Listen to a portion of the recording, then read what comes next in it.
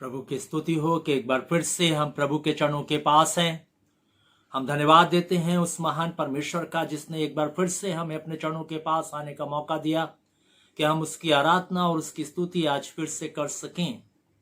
हम धन्यवाद देते हैं परमेश्वर के इस महान प्रबंध के लिए जो उसने हमारे लिए करके रखा है कि हम जो है हर रविवार जो है अपने घरों में रह करके परमेश्वर की आराधना को करने पा रहे हैं। ये परमेश्वर का महान अनुग्रह अपने लोगों के ऊपर है कि हम किसी भी रविवार को, जबकि हम चर्च में एक साथ इकट्ठा नहीं हो पा रहे हैं, लेकिन उसके बावजूद भी हम इस बात को देखते हैं कि परमेश्वर ने ऐसा प्रबंध हमारी जिंदगियों के लिए करके रखा है कि हम जो है मीडिया के माध्यम से हम जो है इस आराधना को हर रविवार अपने घरों पर बैठ करके कर सकते हैं और हम उस महान परमेश्वर को अपने जीवन से महिमा दे सकते हैं। प्रिय बहनों, आज जब हम प्रभु के आराधना और उसकी स्तुति करने के लिए एक बार फिर से प्रभु के चरणों के पास आ गए हैं, आज की फिर इस आराधना में हम जो है आप सबका स्वागत करते हैं और हम धन्यवाद देते हैं उस महान प्रभु का जिसने आप सबको अपने चरणों में आने के लिए आशीष दी है। इसलिए आइए हम अपने हाथ जोड़ेंगे, अपनी आंखों को बंद करेंगे। इससे पहले कि हम आराधना में आगे बढ़ चलें, हम परमेश्वर के नाम को धन्य कहेंगे। प्रभु जी, हम एक बार फिर से तुझे धन्य कहते हैं आज के इस मधुर समय के लिए, इस घड़ी के लिए, इस दिन के लिए जो प्रभु तूने हमें दिखाया है कि आज फिर हम तेरे चरणों में बैठ करके प्रभु जी तेरी आराधना, तेरी स्तुति हम कर सकते हैं। तेरे जीवित और सामर्थ्य नाम को एक बार फिर से हम अपने जीवन के द्वारा से भर सकते हैं प्रभु जी। और आज फिर प्रभु जी हम अपने जीवन को तेरे चरणों के पास लाकर रख सकते हैं।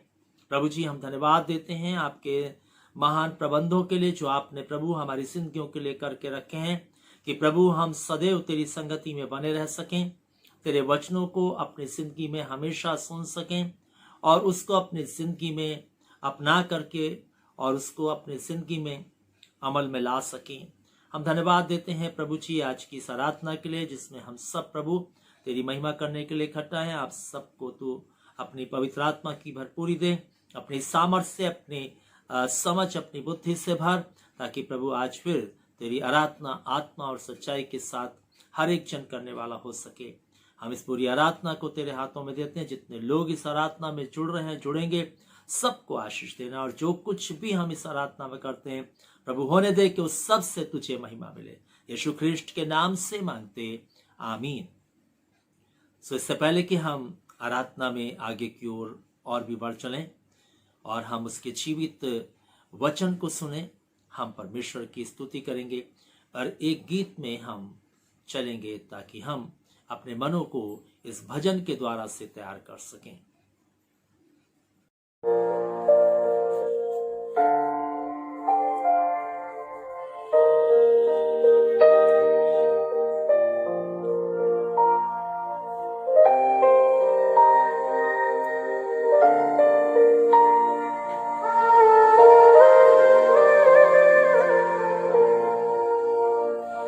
धन्यवाद के साथ स्तुति गाऊंगा,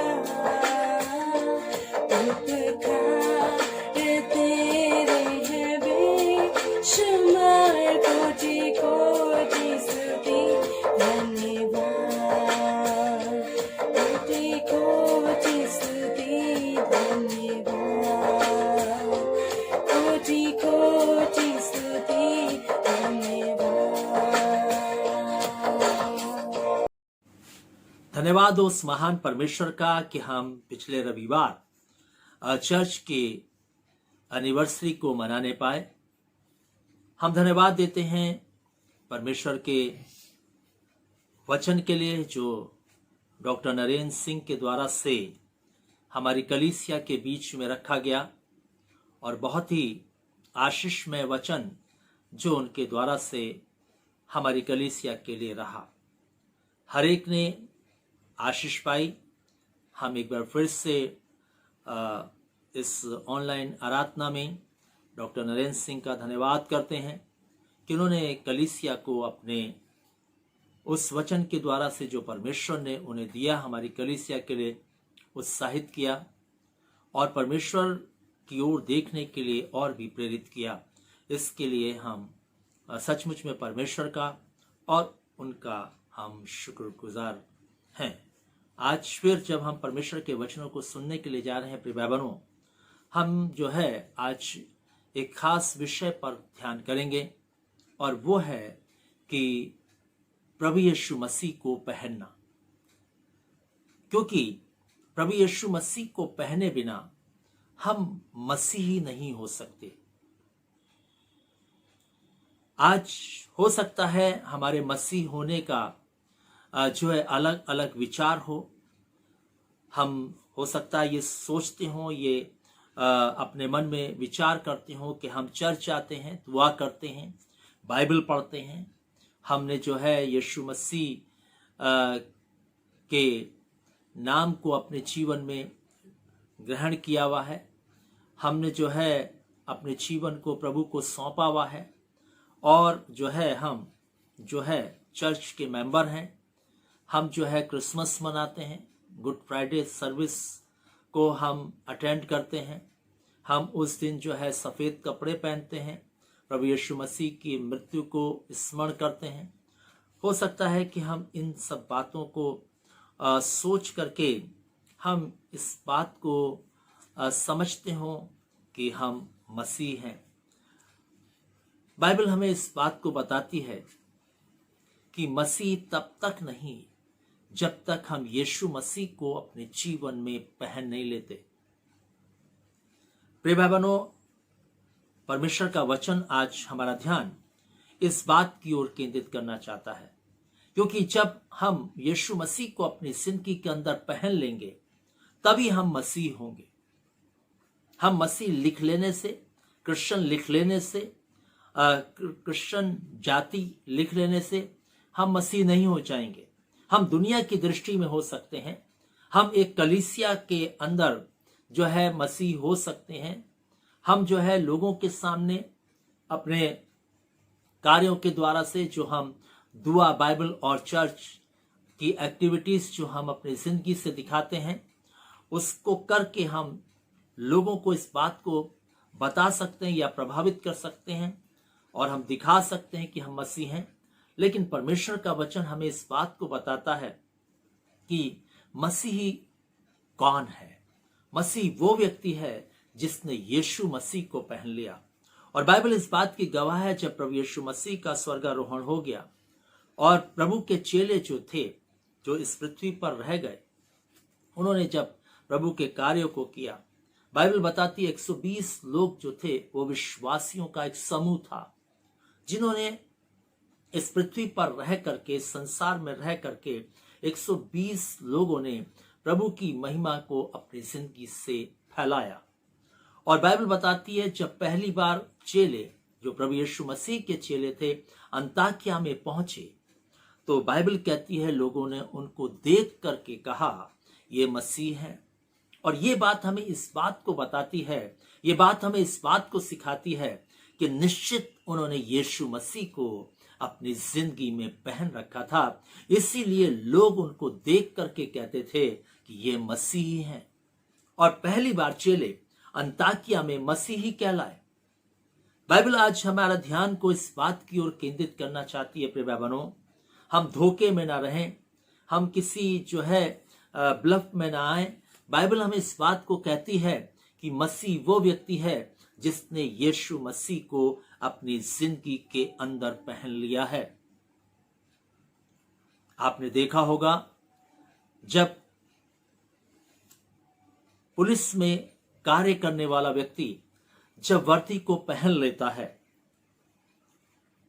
तब हम उसको कहते हैं कि ये जो है पुलिस वाला है। जब वकील अपनी ड्रेस को पहन लेता है, तब हम उसको कहते हैं कि ये वकील है, लॉयर है।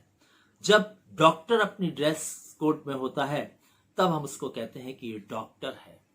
और इसी प्रकार से प्रिय भाइयों, जब हम यीशु मसीह को पहनते हैं, तब हम अपने आप को मसीही कहलाने योग्य बनते हैं।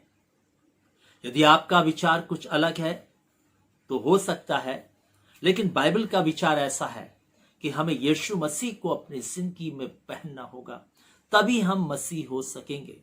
और इसलिए मैं इस बात की ओर आपके ध्यान को केंद्रित करना चाहता हूं। मसीही कौन है?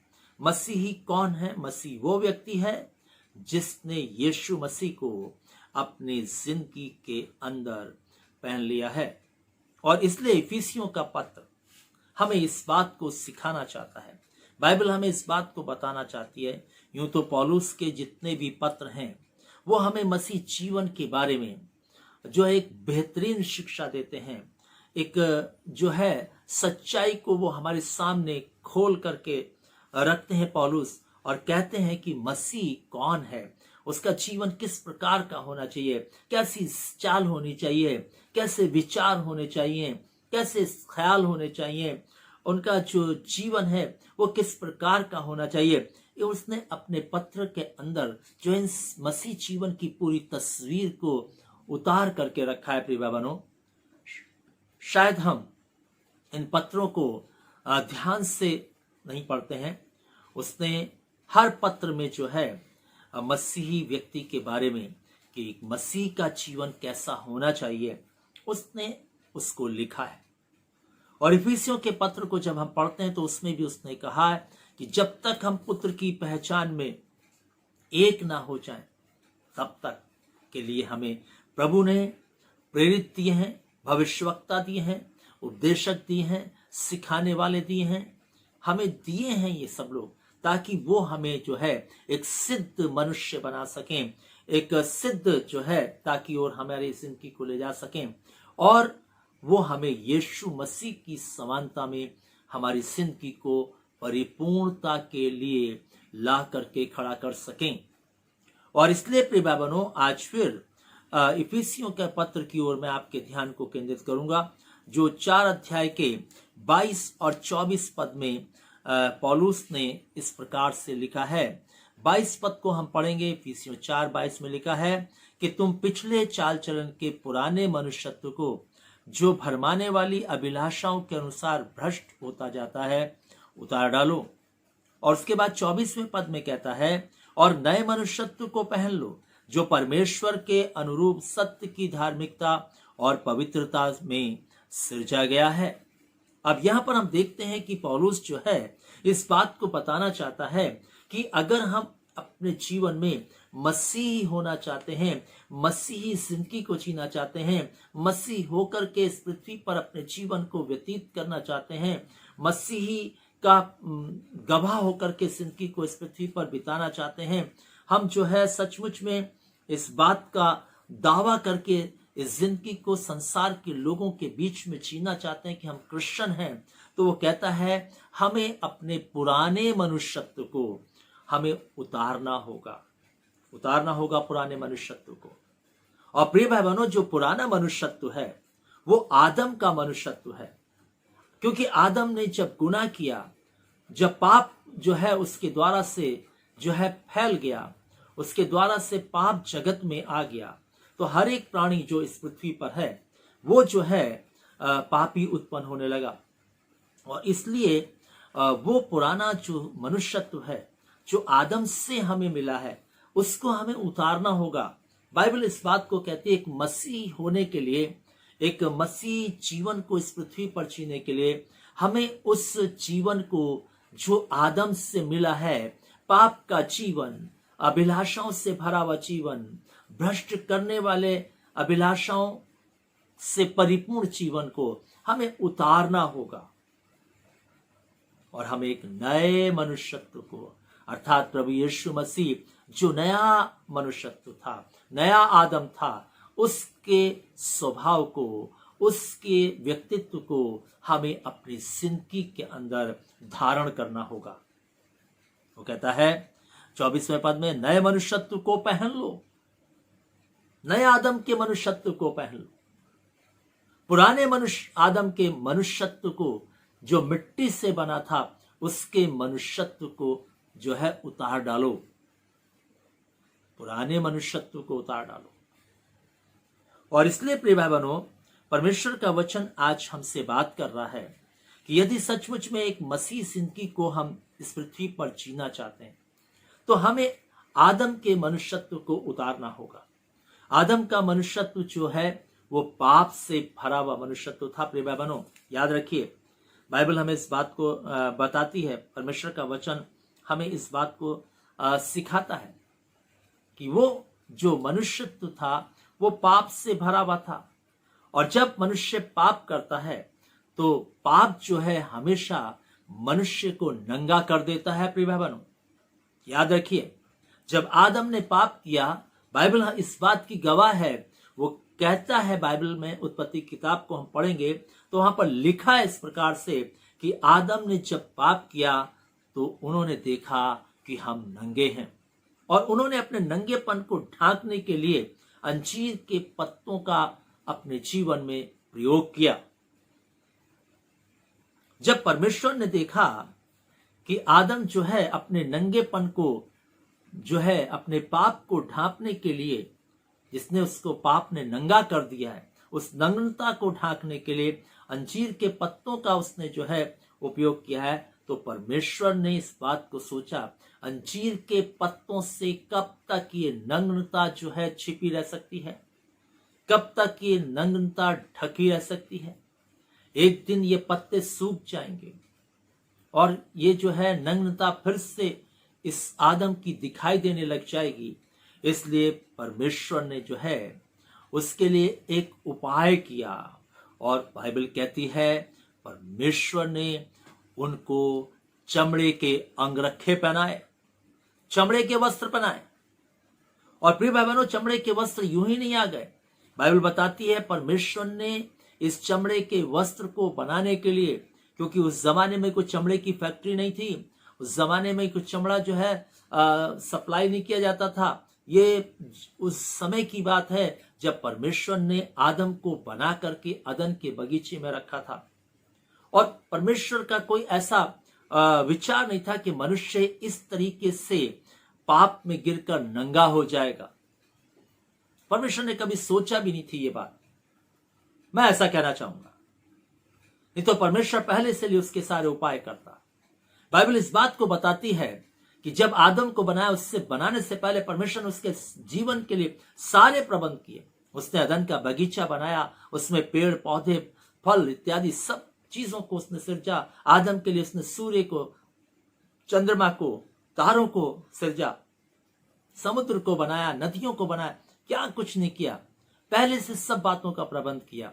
और इसलिए बाइबल हमें इस बात को बताना चाहती है कि परमेश्वर ने आदम के नग्नता को ढांकने के लिए चमड़े के वस्त्र बना करके उसे पहनाए, और उसके लिए उसे पशु को बलि करना पड़ा, पशु को बलि करना पड़ा।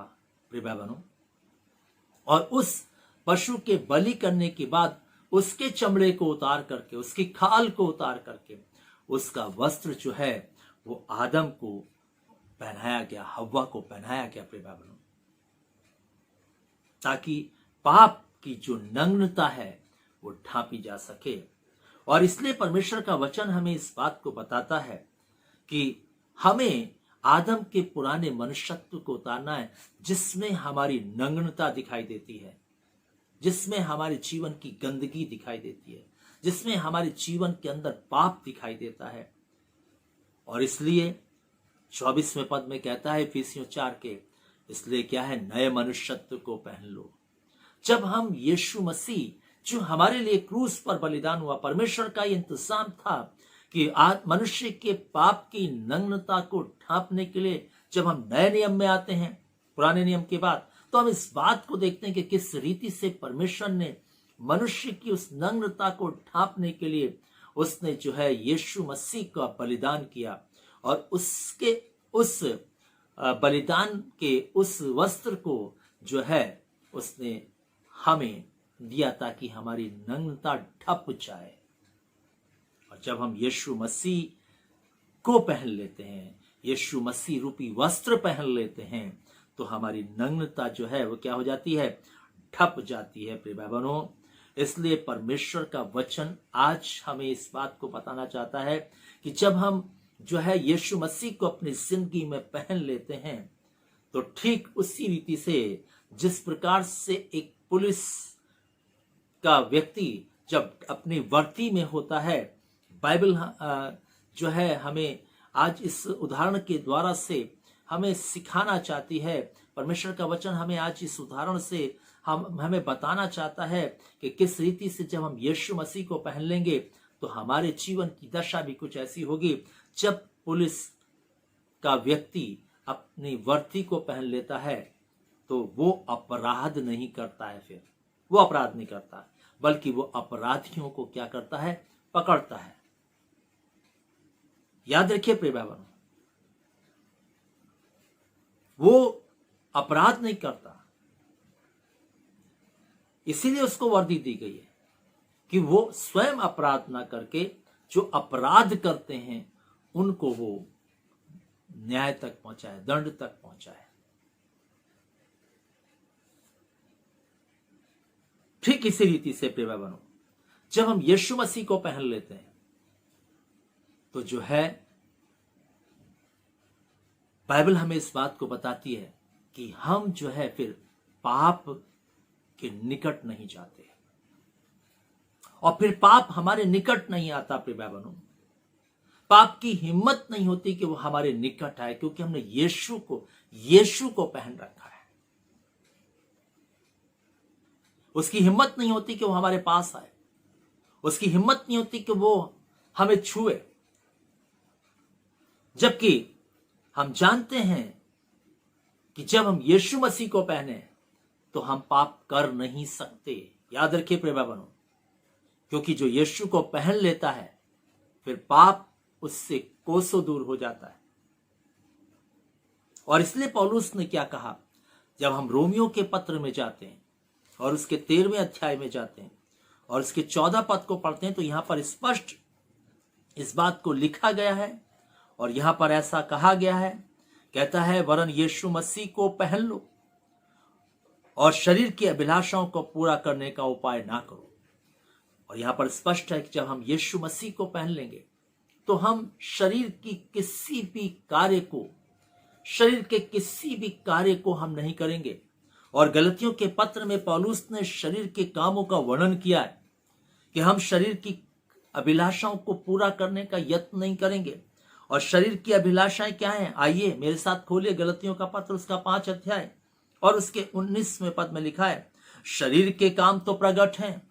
लिखा है, व्यभिचार, गंदे काम, लुचपन, मूर्ति पूजा, टोना, बैर, झगड़ा, ईर्ष्या, क्रोध, विरोध, फूट, विधर्म, ढा, मतवालापन, लीला क्रीड़ा और इनके जैसे और काम हैं।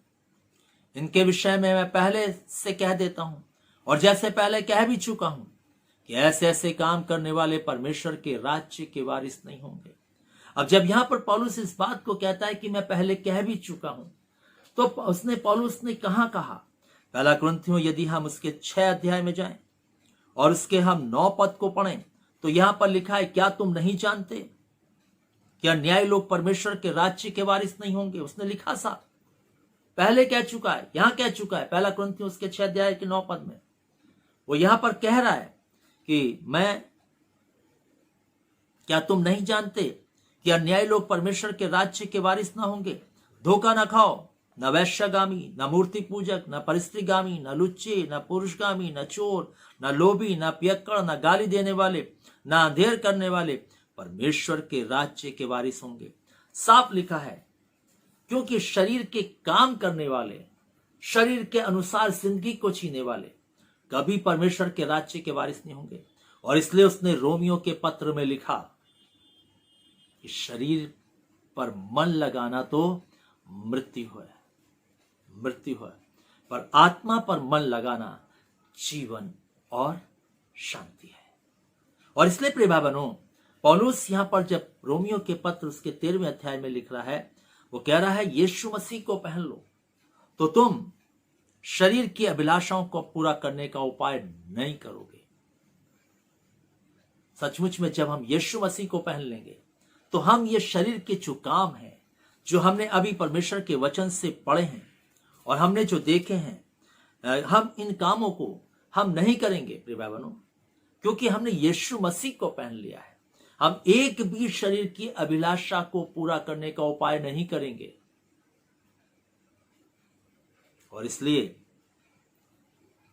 एक मसीह व्यक्ति तभी होगा जब वो यीशु को पहन लेगा, क्योंकि यीशु मसीह को पहनने के बाद पाप हम नहीं करेंगे, पाप हमारे निकट नहीं आएगा, पाप हम अपनी जिंदगी से होने नहीं देंगे, क्योंकि हमने यीशु मसीह को पहन रखा है। प्रिय भाई बहनों, बाइबल हमें इस बात को सिखाती है, परमेश्वर का वचन हमें इस बात को बताता है, इसलिए हम धोखे में ना रहें। अगर हम ईसाई जाति लिखते हैं अपने फॉर्म में या किसी जगह पर भी, तो हम ये ना सोच लें कि हम जो है मसीह हैं। अगर हम जो है चर्च जाते हैं और चर्च की मेंबरशिप हमने ले रखी है, तो हम इस बात को ना सोच लें कि हम मसीह हैं। हम जो भी धार्मिक विधियां हैं, अगर हम उनको पूरा करते हैं जो ईसाई होने की प्रति पाई जाती हैं, बाइबल हमें इस बात को बताती है, हम इससे भी ना समझ लें कि हम मसीह हैं, क्योंकि मसीह जो है तभी हो पाएगा जब हम यीशु मसीह को पहन लेंगे, हम यीशु मसीह के वस्त्र को धारण कर लेंगे। इसलिए प्रिय भाई बहनों, एक मसीह को यीशु को पहनना जरूरी है, तभी हम मसीह होंगे, तभी हम मसीह कहलाएंगे। और इसलिए प्रिय भाई बहनों, परमेश्वर का वचन हमें आज इस बात को सिखाना चाहता है। बाइबल आज हमसे बात कर रही है, प्रभु आज फिर हमसे बोल रहा है, प्रभु आज फिर हमसे कह रहा है कि हमें जो है यीशु मसीह को पहनना होगा, ताकि हम जो है अपनी जिंदगी को सचमुच में मसीही के रूप में इस पृथ्वी पर जी सकें। और जब हम यीशु मसीह के वस्त्र को पहन लेते हैं, यीशु मसीह को अपनी जिंदगी में पहन लेते हैं, तो प्रिय भाई बहनों, हमारे जो जीवन है वो सचमुच में परमेश्वर की महिमा का पात्र बन जाता है, क्योंकि हमारा जो स्वरूप है वो यीशु की तरह हो जाता है। फिर हमारा जो व्यक्तित्व है वो यीशु की तरह हो जाता है। फिर हम यीशु मसीह की तरह सोचने वाले, यीशु मसीह की तरह देखने वाले, यीशु मसीह की तरह चलने वाले बन जाते हैं। हमारी जिंदगी में फिर जो है शरीर की अभिलाषा जो है वो क्रियावंत नहीं होती है, वो कार्य नहीं करती, फिर वो समाप्त होती जाती है, वो सारी चीजें मिटती जाती हैं, क्योंकि हमने उसको उतार दिया है। और जिसको उतार दिया है उसको पहनना के लिए बाइबल मना करती है। बाइबल में जब हम भजन संहिता उसके 93 अध्याय में जाते हैं, तो वहां पर हम देखते हैं कि परमेश्वर ने भी जो है सचमुच में वो वस्त्र पहन रखा है, जिसके द्वारा से वो इस जगत में सारे कार्य को करता है। अगर वो वस्त्र ना धारण किए हो तो आज जो है ये जगत जो है बिल्कुल अस्थिर सा रहे। क्या कहता है, देखिए भजन संहिता उसका 93 अध्याय और उसके अगर हम पहले पद को पढ़ें तो यहां पर लिखा है, पहले पद को यहां पर लिखा है, यहोवा राजा है, उसने महात्मा का पहरावा पहना है। यहोवा पहरावा पहने हुए है और सामर्थ का फेटा बांधे है। क्या लिखता है परमेश्वर का वचन, क्या बताता है? परमेश्वर स्वयं भी जो है महात्मा का वस्त्र पहने हैं, महान आत्मा का वस्त्र पहने हैं, और वो महान आत्मा का जो वस्त्र पहने उसी के द्वारा से जो है वो महानता के कार्यों को करता है। अगर वो वस्त्र ना पहने हो तो और अन्य जो है लोगों की तरह हम उसके जीवन को भी देख सकते हैं। लेकिन बाइबल हमें इस बात को बताती है, उसने महात्मा का वस्त्र पहन रखा है, इसलिए जो है वो सामर्थ का फेटा भी बांधे है।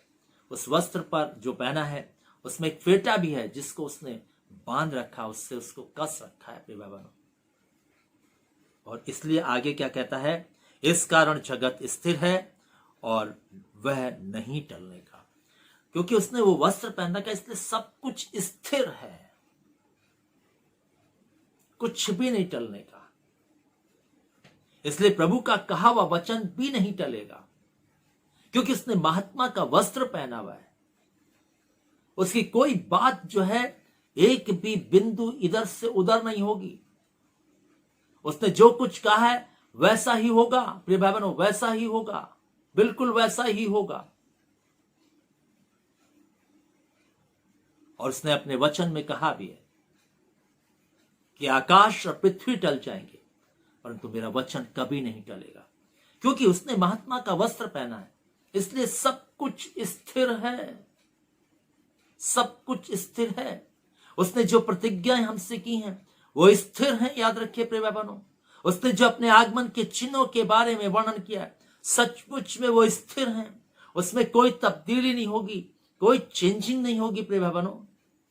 आज हम पूरे जगत की तरफ दृष्टि डालकर देखें तो हम देख सकते हैं कि प्रभु यीशु मसीह ने जो अपने आगमन के बारे में बताया था कि मेरा द्वितीय आगमन इस पृथ्वी पर कैसे होगा, क्या क्या उस समय चिन्ह दिखाई देंगे, सब बातों को हम इस पृथ्वी पर होते हुए देख रहे हैं। हम देख रहे हैं राज्य राज्य पर चढ़ाई कर रहा है, जाति जाति पर चढ़ाई कर रही है प्रिय भाई बहनों। ये बातें कुछ हमारी दृष्टि से अलग नहीं है। इन दिनों में हम इस बात को सचमुच में परमेश्वर के इस वचन को जो प्रभु यीशु मसीह ने आज से 2000 साल पहले 2021 साल पहले कहा था, आज हम उसको पूरा होते हुए देख रहे हैं। उसने कहा था नूह का जमाना होगा, नूह का जमाने में हम जिंदगी को ले आए हैं। इन दिनों में लूत के दिन होंगे, वो सारी चीजें आज हम देख रहे हैं किस रीति से पाप जगत में फैलता जा रहा है। बेशर्मी की जो हदें हैं मनुष्य पार करता चला जा रहा है। हम इस बात को हम देख रहे हैं प्रिय भाई बहनों, क्योंकि प्रभु ने जो कहा वो वैसा ही होगा। क्योंकि बाइबल कहती है उसने महात्मा का वस्त्र पहना है, यहोवा वस्त्र पहने हुए है, सामर्थ का फेटा बांधे है। इसलिए जगत क्या है, स्थिर है। उसकी हर चीज क्या है, वो स्थिर है प्रिय भाई बहनों। एक भी बात नहीं टलेगी, जो कुछ उसने कहा है वैसा ही होगा। और इसलिए हमें अपनी जिंदगी को जो है इन दिनों में, जबकि प्रभु यीशु मसीह का आना बहुत निकट है प्रिय भाई बहनों, उसके आगमन के सारे चिन्ह हमारे सामने प्रकट हैं। इसलिए हमें जो है इन दिनों में अपनी जिंदगी को सचमुच में उस यीशु को पहन करके जीने की आवश्यकता है। क्योंकि यीशु मसीह को पहने बिना हम इस पाप से बच नहीं सकते। यीशु मसीह को पहने बिना हम पाप से निकल नहीं सकते, पाप हमसे दूर रह नहीं सकता। याद रखिए प्रिय भाई बहनों। और इसलिए परमेश्वर का वचन आज हमसे बात कर रहा है, इसलिए परमेश्वर का वचन आज हमसे बोल रहा है, इसलिए परमेश्वर का वचन आज हमसे कहना चाहता है, इसलिए परमेश्वर का वचन आज फिर हमें बताना चाहता है। एक बार फिर से हमारी जिंदगी को जांचने के लिए फिर से वो चेतावनी देना चाहता है और कहना चाहता है एक बार फिर से अपने जीवन को जांच करके देखो, क्या तुम मसीह हो। क्योंकि मसीह तो वो है जिसने यीशु को पहन लिया है, जिसने यीशु मसीह को पहन रखा है। यदि आज हम अपनी जिंदगियों की ओर गौर करें, अगर हमने यीशु मसीह को नहीं पहना तो आज भी हम शरीर की अभिलाषा के अनुसार ही अपनी जिंदगी को जीने वाले हैं प्रिय भाई बहनों। आइए देखिए, गौर कीजिए अपनी जिंदगी की ओर। आज भी हम संसार के लोगों की तरह जीवन जीना चाहते हैं। आज जैसे संसार के लोग जो है खा रहे पी रहे और वस्त्र धारण कर रहे हैं, आज हम वैसा ही करना चाहते हैं। आज हमारे बच्चे वैसा ही वस्त्रों का धारण करना चाहते हैं। आज हम अपने बच्चों को वैसे ही वस्त्र धारण कराना चाहते हैं। आज हम बिल्कुल जो है, क्योंकि हमने यीशु को अपनी जिंदगी में धारण नहीं किया, इसलिए आज हम जो है उस श्रृंगार और सारी चीजों में लिप्त हैं प्रिय भाई बहनों।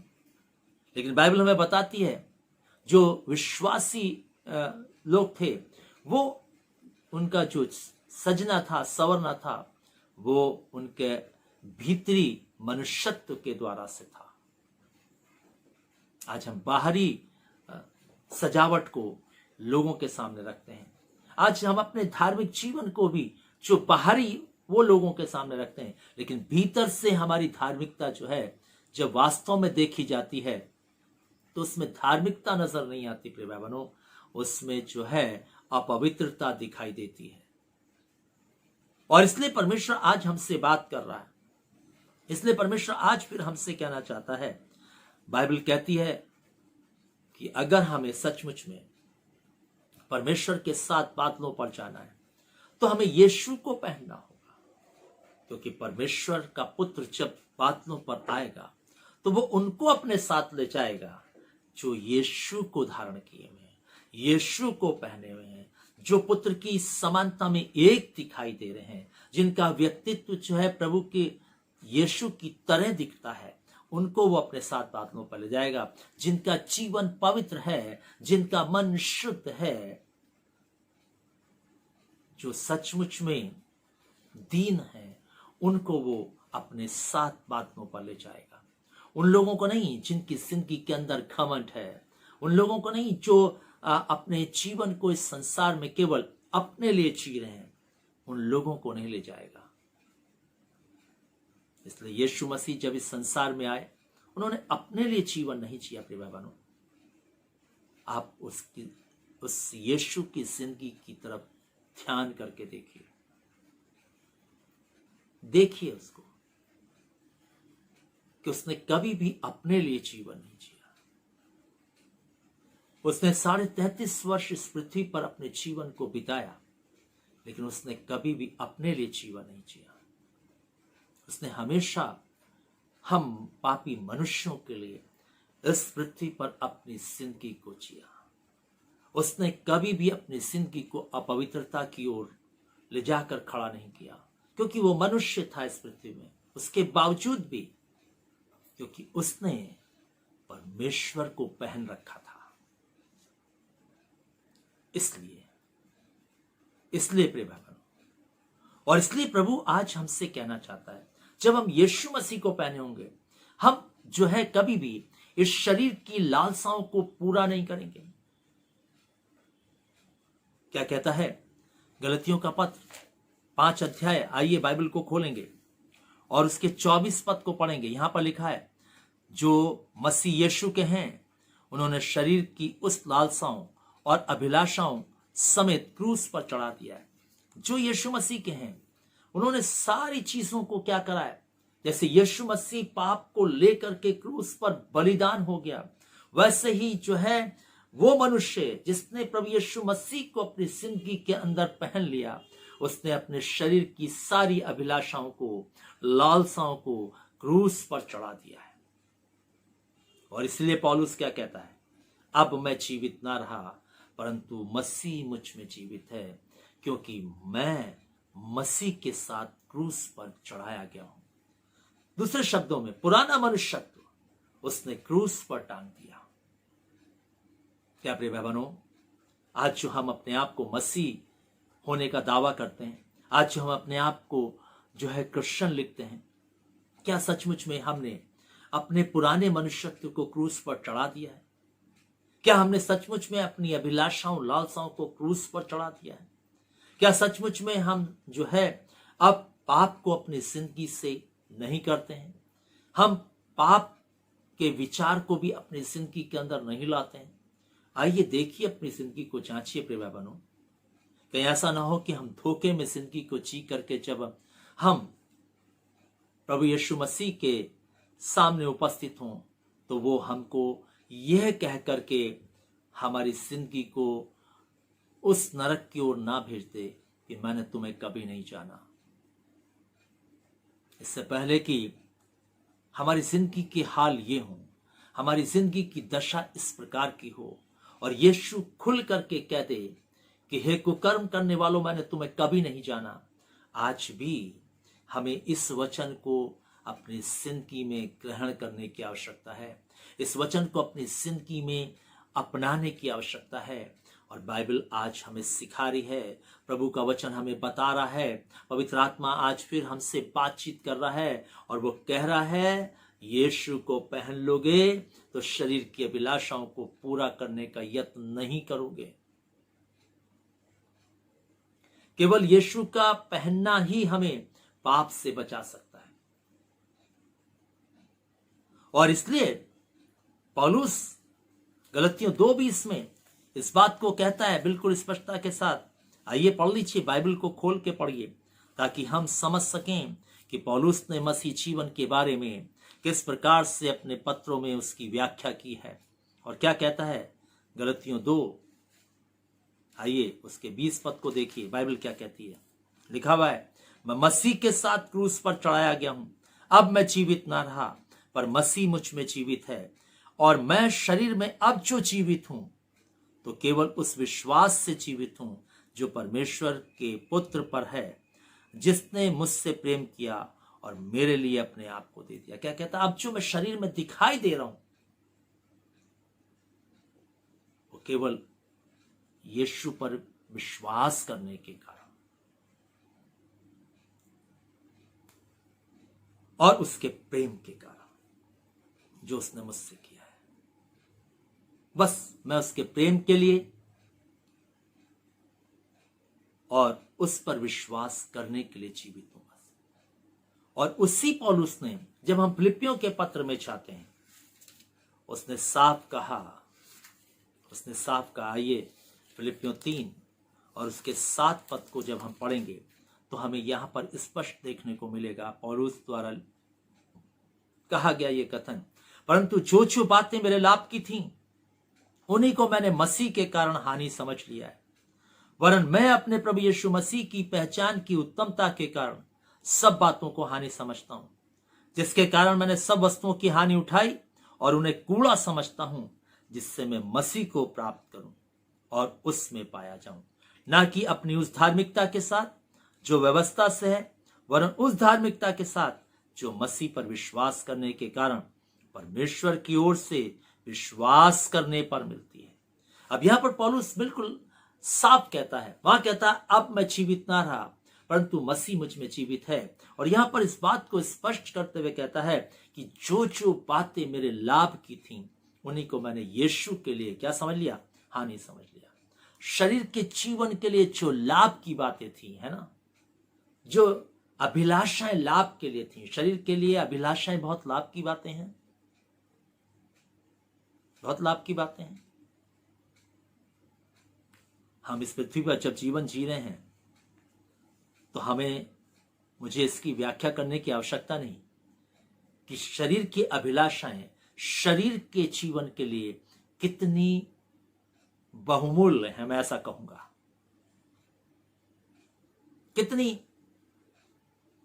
सचमुच में ये शरीर की अभिलाषाएं शरीर को सुख देती हैं, लेकिन कहता है मैंने यीशु के लिए, केवल प्रभु यीशु के लिए मैंने जो है उन सारी बातों को जो मेरे लाभ की थी उनको हानि समझ लिया। क्या सचमुच में आप एक मसीही होकर के जो बातें शरीर के लाभ की हैं उनको आपने हानि समझा है? या आज भी यीशु मसीह की आराधना स्तुति करते हुए शरीर की अभिलाषाओं में ही अपनी जिंदगी को जी रहे हो, शरीर की लालसाओं में ही अपने दिन को बिता रहे हो? अब तो चेत जाओ, क्योंकि प्रभु का आना बहुत निकट है प्रिय भाइयों। इसलिए प्रभु आज भी हमसे बात कर रहा है, प्रभु आज भी हमसे कह रहा है, आज भी प्रभु हमसे बोल रहा है प्रिय भाइयों। आज भी वो हमें सिखाना चाहता है। वो कहता है जिस दिन से मैंने यीशु मसीह की उत्तमता को जाना है, यीशु मसीह को पहचाना है, उसके बलिदान को मैंने समझा है, उसके क्रूसिफिकेशन को मैंने जाना है, मैंने उसके उस जो है कोड़ों को जो उसने खाया उसको मैंने जब अपनी जिंदगी के अंदर समझा है, मैंने उसी दिन से सारी वस्तुओं को जो यीशु से मुझे अलग करती हैं उनको मैंने कूड़ा और करकट समझ लिया है। क्या प्रिय भाई बहनों,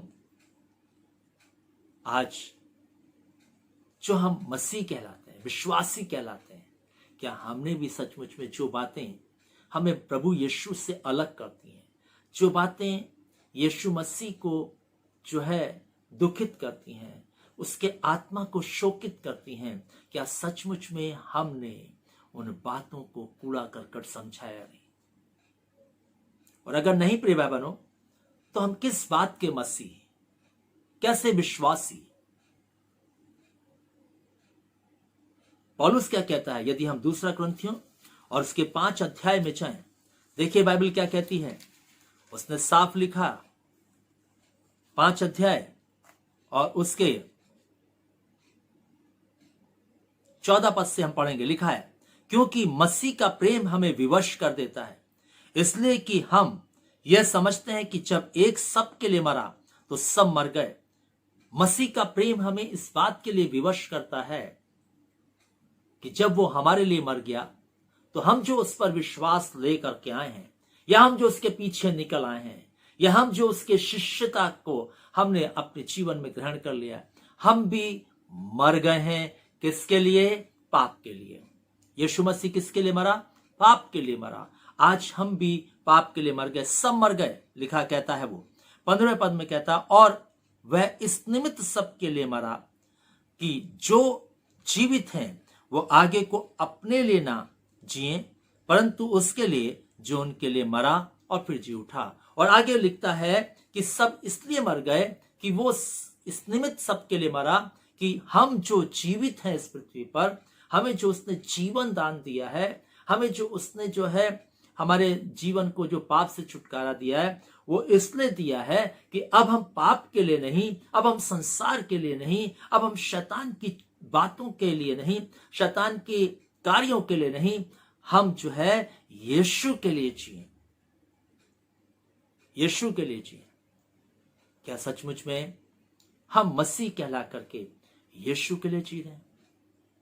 या आज भी हम अपने लिए जी रहे हैं, अपने शरीर के लिए जी रहे हैं, संसार की वस्तुओं के लिए जी रहे हैं? आइए देखिए, अपनी जिंदगी को जांचिए, परखिए प्रिय बहनों, प्रभु का आना बहुत निकट है। और यदि आज अपनी जिंदगी को हमने ठीक नहीं किया तो एक दिन हमें पछताना होगा प्रिय बहनों, एक दिन हमें रोना पड़ेगा, एक दिन हमें बहुत पछताना पड़ेगा, और उस समय पछताने का कोई लाभ नहीं होगा। अगर आज हम पछताएंगे, आज हम मन फिराएंगे, तो हम नीनवे के लोगों की तरह बच जाएंगे। और यदि आज हम अपनी जिंदगी को लापरवाही के साथ जिएंगे, बेपरवाही के साथ अपनी जिंदगी को इस संसार के समानता में बिताएंगे, तो एक दिन हमें रोना पड़ेगा। और बाइबल कहती है, रोना ही नहीं बल्कि दांतों को भी पीसना पड़ेगा। इतनी पीड़ा, इतना कष्ट होगा। इसलिए प्रिय भाई बहनों, अपनी जिंदगी को परमेश्वर के वचन के अनुसार ठीक कर लीजिए। धोखे में मत रहिए, धोखे में मत रहिए कि हम चर्च जाते हैं, दुआ करते हैं, बाकी जिंदगी का क्या करते हैं, बाकी जिंदगी कैसे जीते हैं, परिवार में जिंदगी का क्या हिसाब है, संसार में जिंदगी का क्या तरीका है। आइए देखिए, अपनी जिंदगी को जांचिए। कहीं ऐसा तो नहीं कि हम अपने मसीह जिंदगी को अलग अलग किरदारों में जी रहे हों। चर्च में हैं तो वो किरदार है, जब चर्च से बाहर निकले तो दूसरा किरदार है, जब हम मॉल में गए तो वहां दूसरा किरदार है, जब हम जो है बाहर हैं तो दूसरा किरदार है। कि हम अपनी जिंदगी को अलग अलग किरदारों में तो नहीं जी रहे, क्योंकि मसीह जीवन अलग अलग किरदारों में जीने वाला जीवन नहीं है। ये बात बाइबल कहती है, ये मैं नहीं कह रहा प्रिय भाई बहनों, ये बाइबल कहती है। एक सा जीवन है, घर से लेकर बाहर तक, चर्च से लेकर घर तक, एक सा जीवन है। उसमें कोई चेंजिंग नहीं है, कोई परिवर्तन नहीं है, क्योंकि यीशु के लिए जीना है। अगर घर में जीना तो यीशु के लिए जीना, बाहर जीना तो यीशु के लिए जीना, मॉल में जीना तो यीशु के लिए जीना, जहां भी जीना है हमें यीशु के लिए जीना है। ऐसा नहीं कि हम अलग अलग किरदारों में अपनी जिंदगी को जीने वाले हैं, नहीं, कदापि नहीं। ऐसा बाइबल नहीं कहती। अगर आपकी बाइबल कहती है तो बात अलग है, लेकिन मेरे पास जो बाइबल है वो ऐसा नहीं कह रही है। वो अलग अलग किरदारों में जिंदगी को जीने के लिए नहीं कह रही है, वो एक साथ जीवन जीने के लिए कह रही है। और वो ये कह रही है कि हमें यीशु के लिए जीना है बस। और अगर आप प्रभु के भक्तों को देखोगे बाइबल के अंदर, उन्होंने केवल परमेश्वर के लिए ही अपनी जिंदगी को जिया, किसी के लिए नहीं, अपने लिए भी नहीं, अपने परिवार के लिए भी नहीं। उन्होंने यीशु के लिए अपनी जिंदगी को जिया। इसलिए प्रिय बहनों, आज भी समय है, आज भी अवसर है, आज भी मौका है, आज भी प्रभु हमसे बात कर रहा है, आज भी प्रभु हमसे कह रहा है कि हमें यीशु को पहनना है। क्योंकि जब तक हम यीशु मसीह को नहीं पहनेंगे, हम संसार से बच नहीं सकते, हम शैतान की चाल से बच नहीं सकते, क्योंकि यीशु मसीह से शैतान भागता है। यीशु मसीह ने शैतान को हराया, और जब हम यीशु मसीह को पहन लेंगे तो हम भी शैतान को हराने वाले हो जाएंगे, पाप पर विजय पाने वाले हो जाएंगे। और क्या कहता है प्रकाशित वाक्य, बाइबल क्या कहती है? आइए मेरे साथ देखें प्रकाशित वाक्य की किताब, और उसका जो है 3 अध्याय और उसके 17 पद को मैं पढ़ूंगा। यहां पर लिखा है, तू कहता है कि मैं धनी हूं और धनवान हो गया हूं, और मुझे किसी वस्तु की घटी नहीं, और यह नहीं जानता कि तू अभागा और तुच्छ और कंगाल और अंधा और नंगा है। और यहां पर प्रभु का वचन साफ कहता है, तू अपने आप को कहता ना, मैं ये हूं, मैं ये हूं, मैं ये हूं, मेरे पास ये है, मेरे पास वो है। वो क्या, प्रभु का वचन क्या कहता है कि तू अभागा है ना, तू तुच्छ है, तू कंगाल है, तू अंधा है, तू नंगा है। प्रभु ये कहता है। हम ऐसा बोलते हैं, हम ऐसा कहते हैं कि मैं धनी हूं, मैं धनवान हूं, है ना, मुझे किसी बात की घटी नहीं, है ना, मैं सब कुछ हूं। लेकिन प्रभु क्या कहता है, तू अभागा है, तुच्छ है, कंगाल है, नंगा है, अंधा है।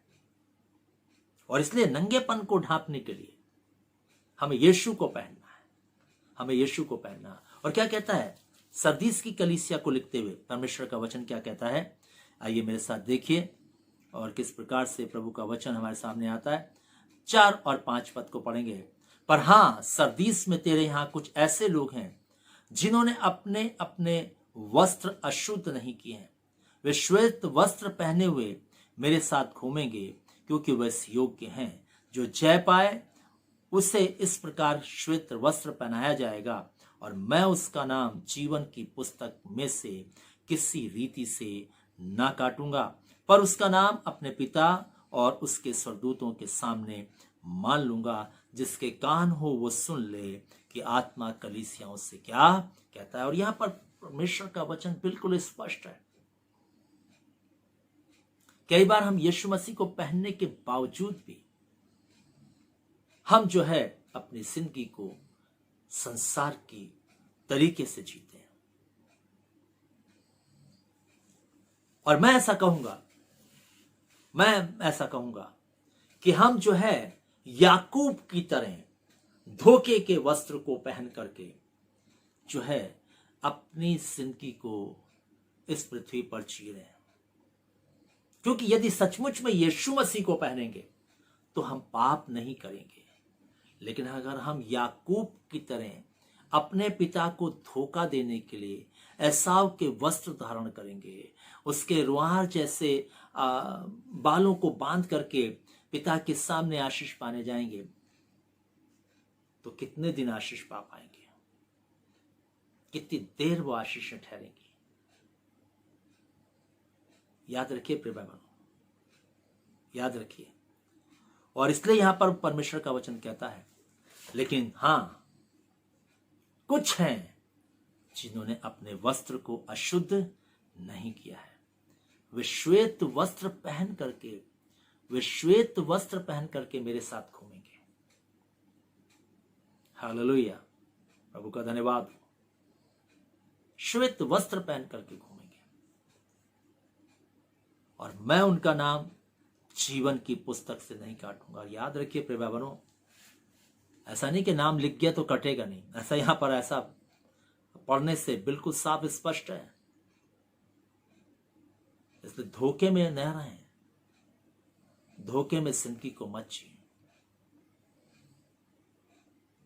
हम चंद धर्म के काम करके ये सोचते हैं कि हम जो है जीवन को पा जाएंगे। बाइबल कहती है तुम्हारे धर्म के काम मैले चित्रों के समान है, क्योंकि तुम चंद काम धार्मिकता के करते हो, बाकी सारी जिंदगी तुम शरीर की अभिलाषाओं के लिए जीते हो, अभिलाषाओं को पूरा करने का यत्न करते रहते हो।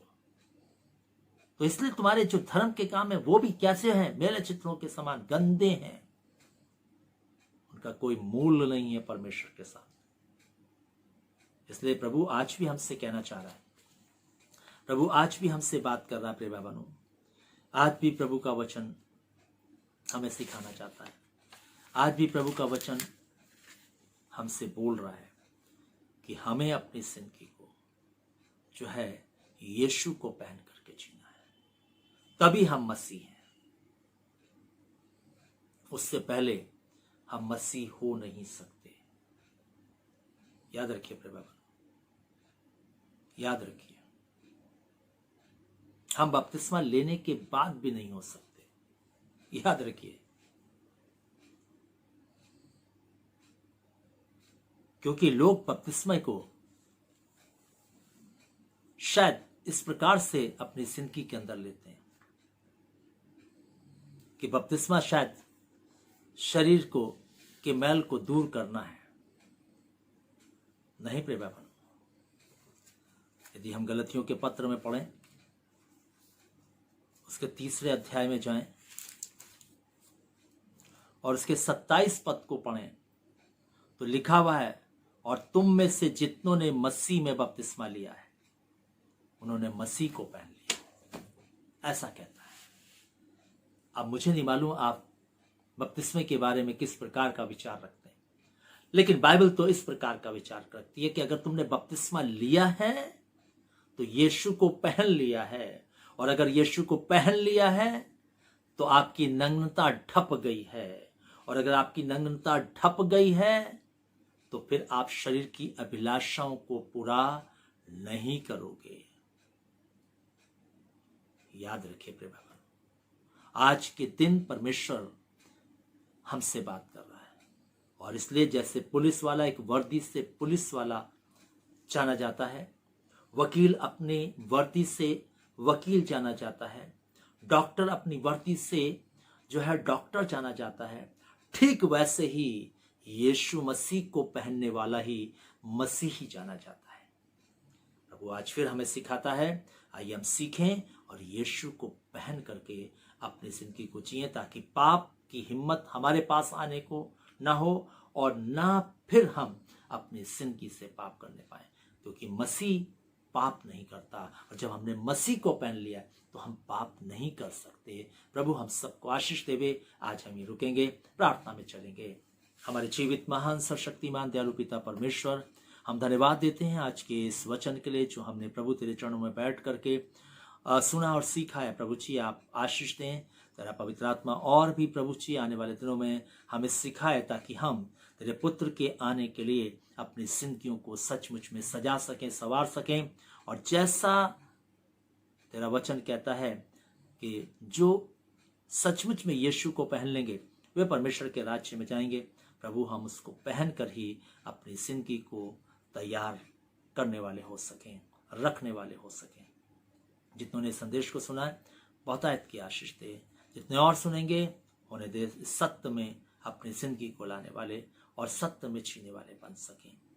प्रभु एक बार फिर से हम पूरी कलीसिया पर तेरी आशीष चाहते हुए, इस पूरे झुंड पर तेरी आशीष चाहते हुए, हर एक सुनने वाले पर तेरी आशीष चाहते हुए, तेरे वचन में प्रभु सचमुच में इस पूरे झुंड को बढ़ते हुए चाहते हुए, तेरे कद में, तेरे डील ढॉल में बढ़ते हुए चाहते हुए, और ये चाहते हुए कि प्रभु तू संभाल एक एक को प्रभु अपने आगमन के लिए तैयार कर। इस विनती को यीशु ख्रीष्ट के नाम से मांगते हैं, आमीन। अब हमारे परमेश्वर पिता का प्रेम, प्रभु यीशु मसीह का अनुग्रह और पवित्र आत्मा की सहभागिता हम सब विश्वास करने वालों के साथ, जहाँ के समस्त विश्वासियों के साथ, इस झुंड के साथ, इस कलीसिया के साथ, जब तक प्रभु यीशु मसीह दोबारा नहीं आते, ये आशीष युगानुयुग एक सी बनी रहें, आमीन। सबको जय मसीह की। अगर सचमुच में ये वचन आपकी जिंदगी के लिए बहुत आशीष में रहा है तो आप अपने लोगों को ज़रूर शेयर करें, सब्सक्राइब करें इस चैनल को जो BNJ कैलवरी चर्च का है, ताकि बहुत सारे लोग जो है सच्चाई को जानकर अपनी जिंदगी को प्रभु यीशु मसीह के लिए तैयार कर सकें। धन्यवाद।